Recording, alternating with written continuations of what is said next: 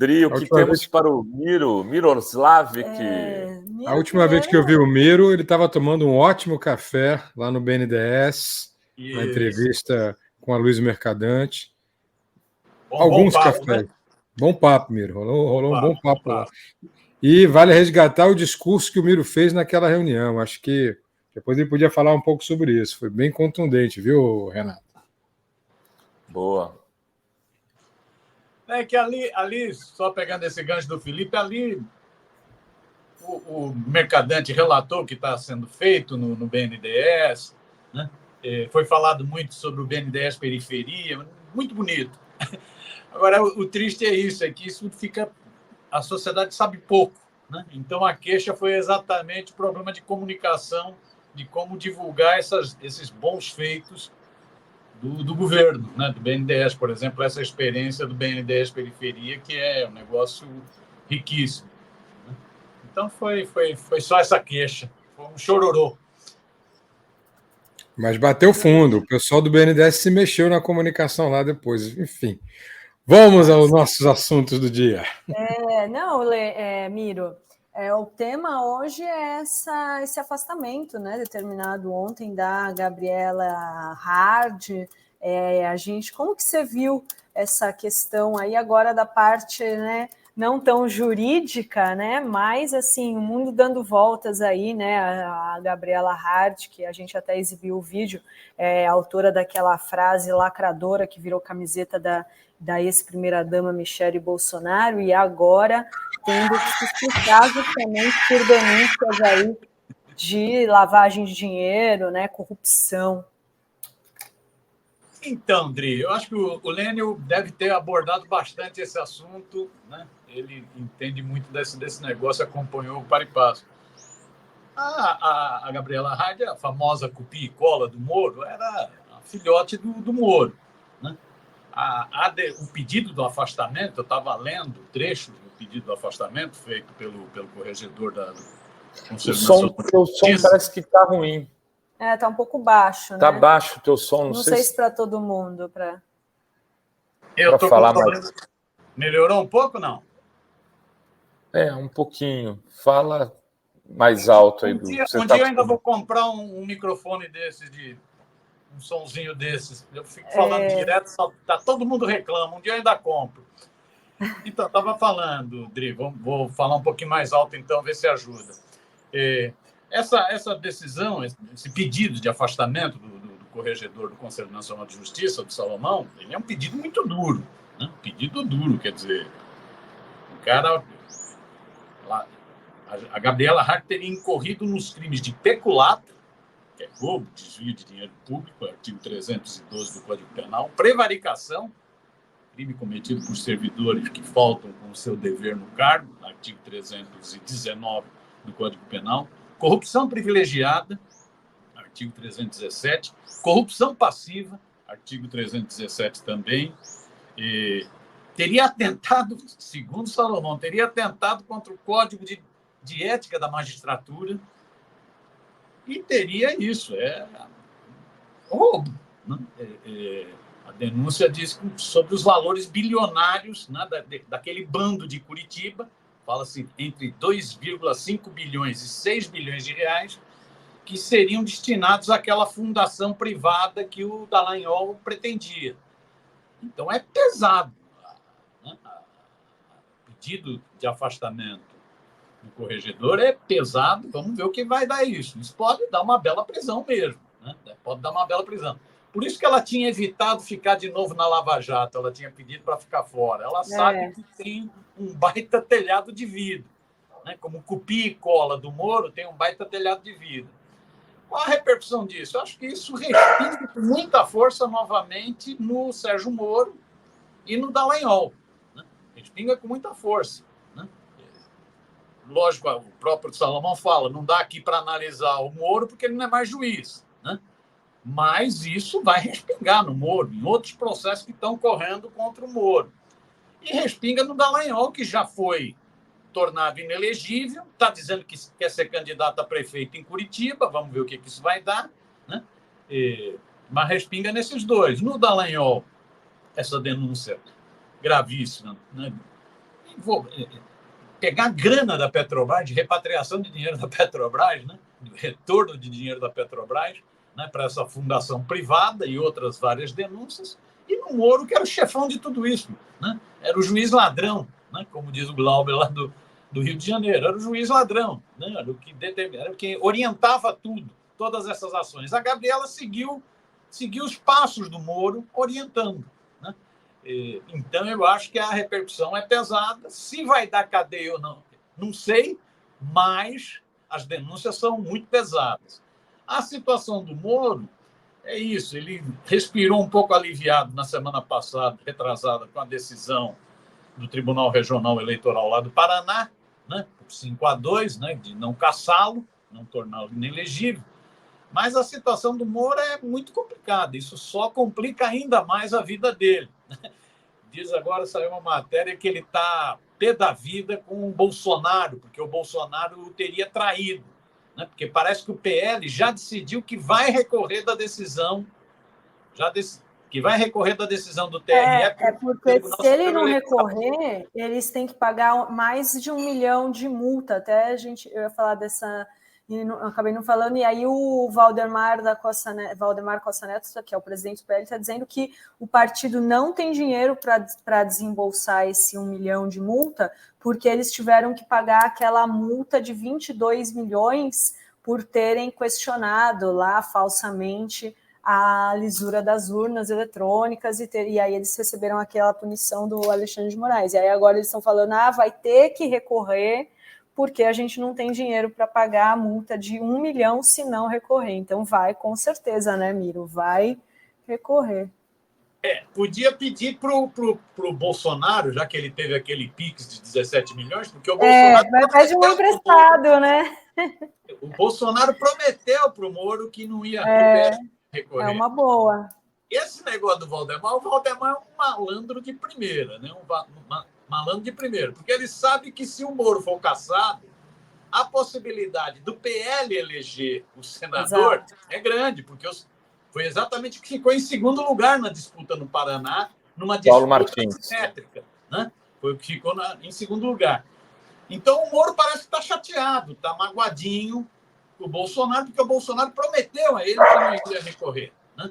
O Bolsonaro, então, para manter a palavra, podia utilizar aqueles 17 milhões que ele ganhou no Pix, né? Paga a multa para o Moro, né? Eu acho que a situação é isso. Eu acho que esse pedido de afastamento feito pelo corregedor do CNJ é mais uma pá de terra nesse bando da midiática Operação Lava Jato. Mais uma pá de terra, né? Uma pá pesada, né? De terra contra esse bando que tinha no Juizeco, no Marreco de Maringá, o chefão, né? Era o juiz ladrão que orientava tudo, que tinha no procurador do PowerPoint, né? E evangélico Dallagnol, o operador, e que, saindo o Moro, a Gabriela copiou e colou tudo que o Moro fazia e agora está sendo penalizado. Então, eu acho que é uma porrada forte, mais uma, na midiática Operação Lava Jato. Vamos ver como a turma lá da Globo News, da Globo, vai reagir a mais esse baque da Lava Jato, já que a Globo, como disse o Gilmar Mendes, né, a mídia transformou o Moro em Deus e ele acreditou nessa personagem, né? Acreditou que era Deus realmente. Vamos ver como essa mídia lavajatista vai reagir a essa decisão. Dri de Lorenzo, temos mais... Aqui o Caramelo está querendo participar. Desesperado. Caramelo está atento. Ele nunca late, mas hoje ele está aqui. Ô, Grazi, eu queria ouvir o Miro ou você vai comer no quarto quando for assim, ó, você está com isso aqui, por isso você não está ouvindo. Ele está latindo para... Rovai tá no áudio aí. Está tendo uma interferência dele, não consegui ouvir. Ô, Miro, vamos aproveitar aqui, queria te fazer uma pergunta sobre a comunicação mesmo, porque foi o teu desabafo lá, para a gente levar aqui a cabo. você falou muito sobre aquele projeto que era o BNDES Periferia, que é um projeto maravilhoso, que devia estar aí sendo comunicado para todo mundo, em todos os lados e tudo mais. O governo tem entregas que são muito bem feitas, mas às vezes eu também tenho a sensação, eu mesmo, que a gente bota isso muito na conta do Pimenta e não é só da conta do Pimenta, né? Acho que é um pouco também da conta dos próprios ministros nas suas pastas, o próprio Mercadante lá no BNDES que reuniu a gente, falou sobre o assunto. Às vezes você não acha que a gente também exagera muito em botar a conta só na SECOM, que a gente tem que, né, repartir um pouco essa conta?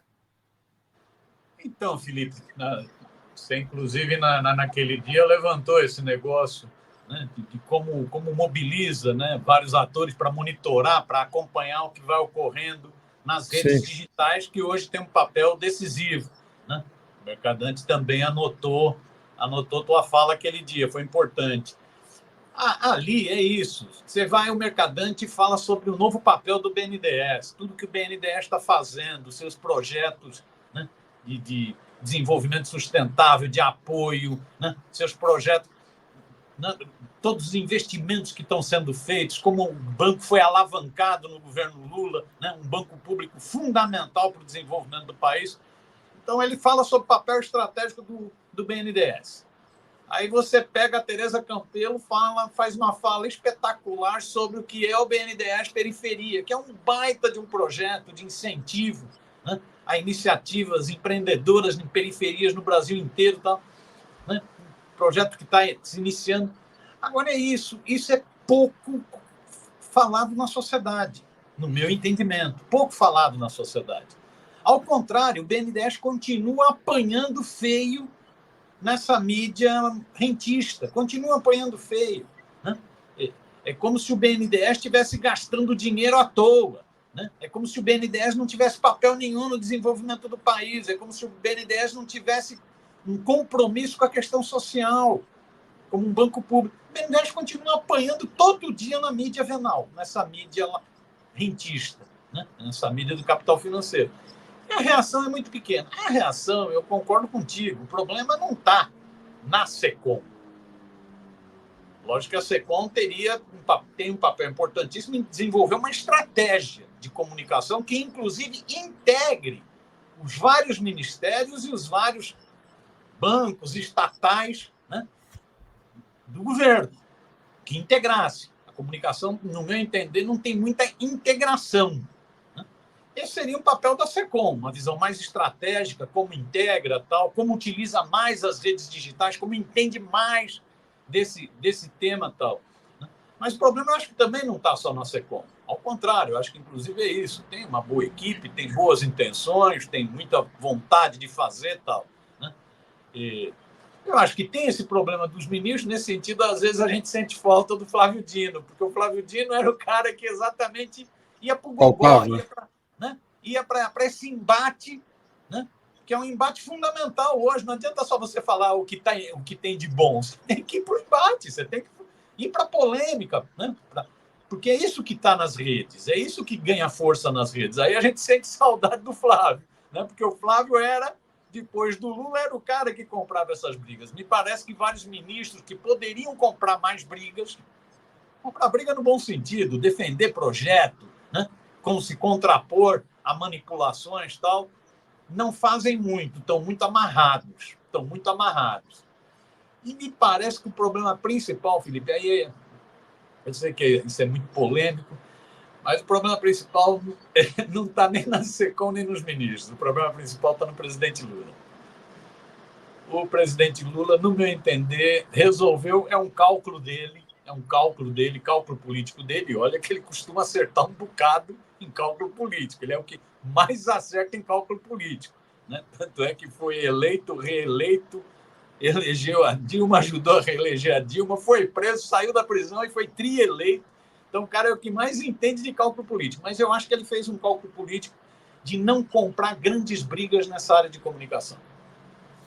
Então, não tem, na minha opinião, falta ousadia nessa área de comunicação. E isso tem muito a ver, não é com o Pimenta. Eu, inclusive, quero manifestar aqui solidariedade e falecimento ontem, né?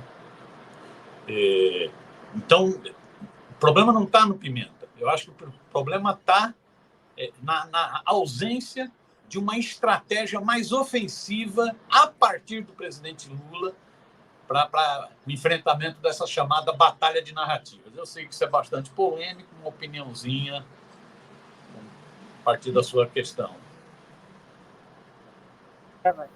Oi, Adri tá me silenciou. Por causa do áudio. É que eu tive que ir lá, porque essa bagunça aqui a gente não consegue trabalhar, né? Eu tive uma informação, por exemplo, criticaram muito Pimenta por conta da história dos aplicativos, que sem nenhuma discussão foi lançado o programa sem ter, né, uma campanha para explicar. Aí me disseram, também não sei se é verdade, né? Essas coisas são muito... Mas eu vou dizer o que me disseram. É que lançaram pelo Ministério do Trabalho sem conversar com a SECOM antes. Então, aí, bicho, a gente que é de comunicação sabe que a vida é dura. Não tem como fazer milagre nessas horas, né? Como também o Lula decidiu que ia ser duro em relação a Israel. Fez um discurso forte comparando ao genocídio do povo judeu, ao Holocausto. Bom, como a SECOM resolve isso na comunicação? Eu não estou dizendo que o Lula errou. Eu estou dizendo que a repercussão independe da SECOM. Tem um campo evangélico muito forte que hoje é contaminado pelo Velho Testamento e pelos seus pastores da fé e que acredita que Israel é a terra prometida, né? Independente se foi lá que mataram Jesus, né? Se nega Jesus, se nega o cristianismo, é uma coisa meio maluca. Teologia do domínio é o nome. Teologia do domínio. E que isso, de alguma coisa, reverberou contra. Quero aqui dizer o seguinte: tem problemas? Tem. Mas tem problema em tudo quanto é canto. Esse governo é um governo que não conta com pessoas na forma atlética que se tinha em 2003. Um Zé Dirceu voando, um Gushiken voando, um Genuíno voando, entendeu? Você tinha em todos os ministérios, você tinha... Eu podia continuar aqui falando Dulce, articulação... Então, todo mundo parece que estava mais preparado para aquele momento. O Lula teve que misturar nesse ministério pessoas sem experiência com pessoas que já são muito analógicas. Pessoas que são já digitalizadas, mas sem experiência política, foram, pela sua capacidade de dialogar com a sociedade civil, chamadas. Eu não vou ficar citando o nome aqui, fulanizando, mas acho que vocês sabem quem são as pessoas que eu estou falando. E pessoas que estão um pouco, talvez, ainda no mundo, vivendo um mundo pré-digital, que não enxergam e que falam, vamos fazer as coisas aqui, depois a gente dá um jeito. A gente vai lá e falar para as bases, a militância vai ecoar. Não é assim mais hoje. Então, a gente está perdendo feio no digital. Perdendo feio no digital. E está perdendo feio também porque tem muito dinheiro do outro lado. E isso é preciso levar em consideração. Às vezes as pessoas falam, por que a Fórum não faz que nem o Brasil Paralelo? Bom, primeiro que a gente não se propõe a ser um Brasil Paralelo com sinal invertido. Segundo, que o Brasil Paralelo, só nos últimos 2, 3 meses, né, Dri, investiu 22 milhões em... Não, nos últimos 4 anos. 4 anos, 22 milhões, mas nos últimos meses foram alguns milhões. 300 mil só em um mês. 22 milhões em 4 anos só na Meta. Eu acho que é 3 milhões só nos últimos meses. Mas, enfim, nesse período aí que eles investiram no documentário do comunismo. Só na Meta. Eu não estou falando do Google, gente. Eles investiram talvez mais do que isso no Google e no YouTube. Eu estou falando só de Instagram e Facebook, que é uma rede morta. Então, eles têm muito dinheiro. E não adianta achar que no mundo mediado por plataformas de redes digitais, sem dinheiro você vai muito longe. A Secom está atrás deles nos últimos meses. Cepom pôs menos dinheiro que o Brasil Paralelo nos últimos meses. Aí depois a Adri pode ler os dados da matéria, eu lembro genericamente. Então tem também esse problema, sabe, Miro e Felipe? É isso que precisa ser dito para a nossa galera, porque não se faz milagre. Então, Rovai, na hora que eu falei do Paulo Pimenta, deu uma truncada, que era só manifestar solidariedade em função do falecimento da mãe dele. Ontem, verdade. Ontem faleceu a mãe do Paulo.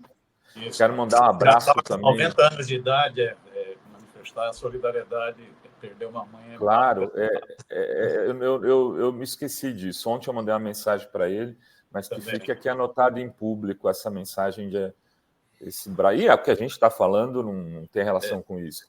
Isso. Acho também, voltando, acho que é isso. Acho que o problema central, isso é sempre complexo, acho que o problema principal não está na Secom. Acho que o Paulo é uma pessoa comprometida com a luta pela democratização da comunicação, sempre participou dessa luta, né? Sempre teve, por exemplo, nos encontros de blogueiros e ativistas digitais, em seminários, sempre teve, né? Então é uma pessoa comprometida com essa luta, sempre, né, teve uma atuação destacada na mídia progressista, na mídia alternativa brasileira, montou uma bela equipe. Ontem, por exemplo, fizemos uma excelente conversa, né, com o João Brandt, né, para analisar essa questão do Musk, do projeto de lei sobre as Big Techs, a ação do governo no G20, né, nessa questão da comunicação, né. Então, montou uma belíssima equipe, tem tomado várias iniciativas muito positivas. Você pega em rádios comunitárias, TVs comunitárias, várias iniciativas positivas, instruções normativas positivas e tal. Mas, mesmo assim, no meu entender, a comunicação do governo Lula não está preparada para enfrentar a guerra que já está em curso e que só vai piorar. Não está preparada para isso. E aí, então, no meu entender, o problema não reside na Secom. Aí é um problema de visão de governo, né? Que vai dar nisso que você levantava. Quer dizer, então você elabora um projeto de lei sobre trabalhadores por aplicativo, a partir, inclusive, de uma comissão interministerial que contava com o movimento sindical, contava com as empresas, né? Foi uma das 3 comissões interministeriais organizadas pelo governo Lula, né? Foi a comissão para discutir valorização do salário mínimo, isso no âmbito do trabalho. A comissão para discutir negociação coletiva e fortalecimento do sindicato e a comissão para discutir regulação do trabalho por aplicativos. E aí você diz, então chega a informação que não houve integração. Isso é um problema de governo. Como que você tem a ação de vários ministérios, vários bancos públicos, várias estatais, e você não tem integração na área de comunicação? Isso é um problema. Eu acho, o presidente Lula, né, a Fórum foi uma das que entrevistou o presidente Lula quando ele estava naqueles 580 dias de cárcere. Não é isso? O presidente Lula, no cárcere, falou, né, dessa Lava Jato que a gente estava trocando ideias antes, dessa Lava Jato criminosa, né, de destruição da democracia e destruição da economia brasileira e de roubo, né? E o presidente Lula, no cárcere, chegou a falar nas entrevistas que ele tinha uma autocrítica. Que a autocrítica era de exatamente não ter enfrentado o debate sobre meios de comunicação, de ter subestimado o debate sobre meios de comunicação. O que fazer nessa área? Na própria campanha eleitoral, tinha gente que dizia o seguinte: não trata desse tema porque esse tema gera atrito. E o Lula tratou desse tema. Isso foi para programa de governo. Foi para programa de governo. A impressão que me dá é que o Lula fez um cálculo que é o seguinte: não dá para eu comprar determinadas brigas nesse momento. Não dá para comprar briga com os meios de comunicação, com a mídia monopolista, porque essa mídia monopolista, inclusive, uma parte critica o Bolsonaro. Então, não dá para eu comprar essa briga. Não dá para comprar briga com milico, não dá para comprar briga com agrotroglodita, não dá para comprar briga com mercadores da fé. Algumas brigas o Lula decidiu não comprar. Uma delas foi essa da democratização da comunicação, como estimula a diversidade e pluralidade, né? Ser uma coisa mais proativa, não ficar só dependendo da gente pedir. O governo deveria tomar iniciativa. Eu pergunto, quais são os canais de diálogo que o governo tomou nesse 1 ano e 3 meses? Os canais de diálogo que tomou, por exemplo, o Lula já chamou a mídia alternativa para ouvir quais são suas queixas, quais são suas observações, chamou para entrevista. Mas seria muito interessante chamar, por exemplo, o Rovai, Dri, Felipe, para um bate-papo. Queremos ouvir. Queremos ouvir para traçar uma estratégia, sabendo que nós estamos apanhando nessa área. Nós continuamos apanhando no esgoto digital, nessa mídia digital. O esgoto digital bolsonarista está hiperativo. Você vê mesmo agora no episódio do Musk, né? O apoio a um bilionário excêntrico radicado nos Estados Unidos tem mais repercussão do que a crítica nas mídias digitais. Isso é um problema. Então, nós continuamos apanhando nessa área, continuamos apanhando, inclusive, na questão da regulação dessa área. Vide a decisão agora do Arthur Lira de castrar o relator da PL 2630, Orlando Silva, e recomeçar a discussão sobre regulação de plataformas. Sabe-se lá quando isso vai ser feito. Então, continuamos apanhando e passamos também a apanhar dessa mídia monopolista tradicional, emissoras de rádio e televisão, né, que, no período do bolsonarismo, uma parte delas, até por causa do negacionismo na Covid, o obscurantismo nos valores e o fascismo na política, uma parte delas se colocou contra o Bolsonaro. E teve um papel, inclusive, na denúncia. Agora ela voltou a blocar. Essa mídia volta a blocar. Vide como essa mídia trata a política externa brasileira, a chiadeira que faz na política externa brasileira. Vide a chiadeira que faz contra qualquer medida de investimento público, de políticas sociais. É a choradeira do austericídio. Impressionante como, né, essa mídia defende o capital financeiro. Impressionante como essa mídia monopolista defende o rentismo, até porque ela é rentista. Ela hoje está totalmente vinculada ao capital financeiro. Então, nós estamos apanhando. Me parece que aí o problema, concordo com o Felipe, concordo contigo, Roberto, o problema não está na SECOM. Me parece que o buraco é mais em cima. O problema está numa política de governo. O governo tem... Isso é prioridade. Como disse nas entrevistas no cárcere, como disse no programa eleitoral, essa questão de diversidade e pluralidade informativa, fortalecer comunicação pública, fortalecer comunicação alternativa no Brasil, isso é ou não prioridade do governo? Para que o governo ele não seja procurado, ele não seja demandado, ele tome iniciativa, para que ele construa fóruns de diálogo. Me parece que esse é o problema. Muito bem, Miro. Já mandei até fazer um corte aqui. Você chamando o Lula para uma conversa. Miro desafia Lula a ouvir a mídia alternativa. E deixa eu te falar, eu peguei os dados atualizados aqui, ó, os últimos 30 dias, o Brasil Paralelo gastou só na Meta, que é, né, dona do Instagram e do Facebook, 1.424.734, ou seja, quase 1,5 milhão de reais. Na sequência vem o Paulo Guedes, gastou 730.990.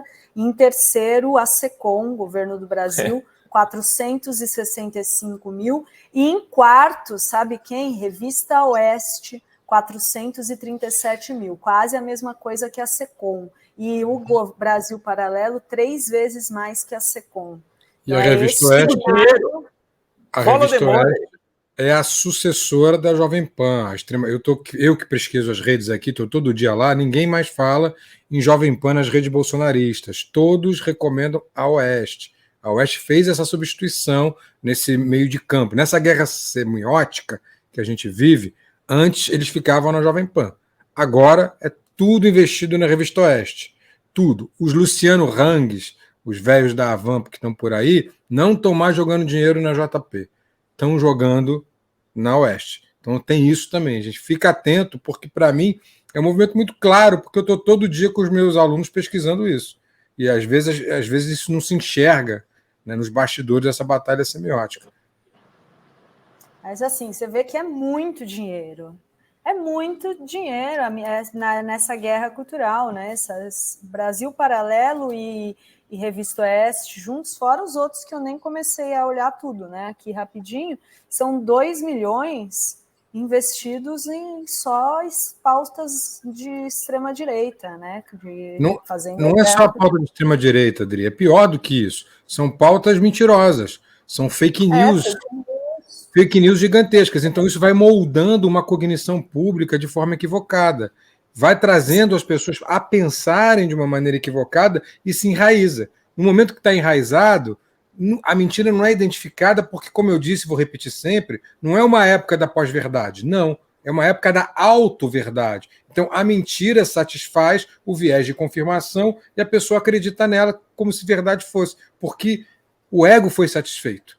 Quando o ego é satisfeito, pronto, vira verdade, mesmo que o consciente saiba que é mentira, o inconsciente já leu como verdade, porque satisfez, evitou o confronto direto. É assim que funciona a manipulação cognitiva. E se a gente não combate isso de frente, vai perder sempre.